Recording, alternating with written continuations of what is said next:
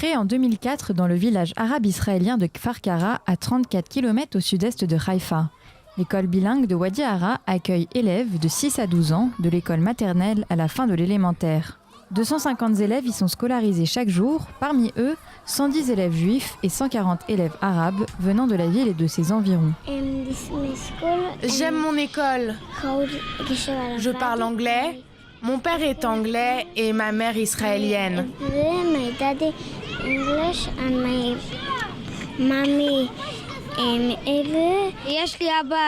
Mon père est arabe et ma mère est juive. Nous aimons beaucoup voyager et nous rendre dans le jardin de l'école, même quand il n'y a pas cours. Une institution qui mise sur l'ouverture pour la plus grande fierté de son directeur. Nous ne sommes pas une école sélective. N'importe quel élève qui souhaite nous rejoindre peut le faire. Nous avons de nombreuses inscriptions, nous avons une très grande liste d'attente, spécifiquement des élèves arabes. Nous avons des critères très clairs sur l'intégration de nos élèves, sur la structure des classes. Nous recherchons essentiellement à obtenir un nombre égal d'élèves juifs et arabes, et entre filles et garçons. L'école est rattachée au ministère israélien de l'Éducation, mais son financement est double. Il est effectué par des subventions, mais également par des frais de scolarité et des donations privées récoltées par l'organisme Hand in Hand. 28 professeurs assurent l'enseignement. Tous doivent répondre à des qualités d'écoute, d'ouverture et de dialogue. Vous ne verrez jamais ce genre de personnes, ce genre de professeurs dans d'autres écoles en Israël. Parce que ce sont des leaders, ils changent Israël, ils changent la société, ils viennent ici avec de fortes convictions. Ils aiment les gens, ils aiment l'humanité. Ils viennent ici avec plein d'espoir et de souhait. Le programme scolaire dépend du ministère de l'Éducation. À la différence des autres écoles en Israël, le bilinguisme, l'enseignement des religions monothéistes et l'éducation civique ont été ajoutés pour l'ensemble des écoles bilingues. Les professeurs suivent une formation de bilinguisme et de co-enseignement, notamment sur comment relater deux récits dans un univers multiculturel. Le cours Torah et Coran en est l'illustration même. À destination des élèves du CP, il se passe en compagnie de 2 professeurs référents. L'un parle arabe et l'autre hébreu. Objectif du jour, parler de la mosquée et la semaine prochaine, place à la synagogue.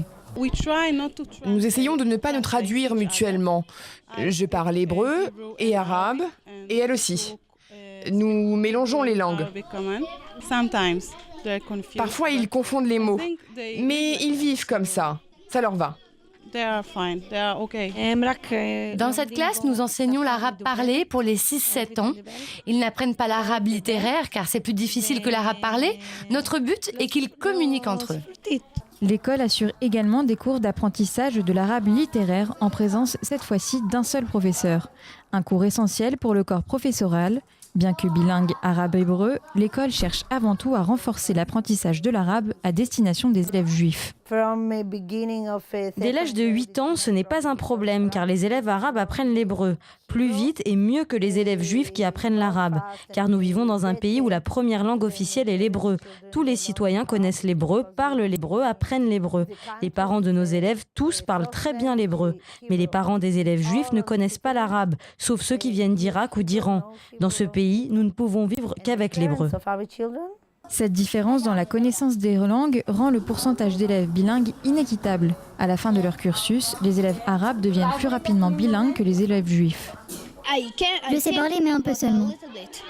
Pour remédier à ce problème, le Parlement israélien a voté il y a quelques jours un projet de loi imposant l'enseignement de l'arabe dès la maternelle dans l'ensemble des écoles israéliennes, soit 4 ans plus tôt que l'actuel programme. Proposé par le député du Likoud, Oren Hazan, le projet de loi a été voté à l'unanimité. Cette initiative a été saluée par l'organisme Hand in Hand.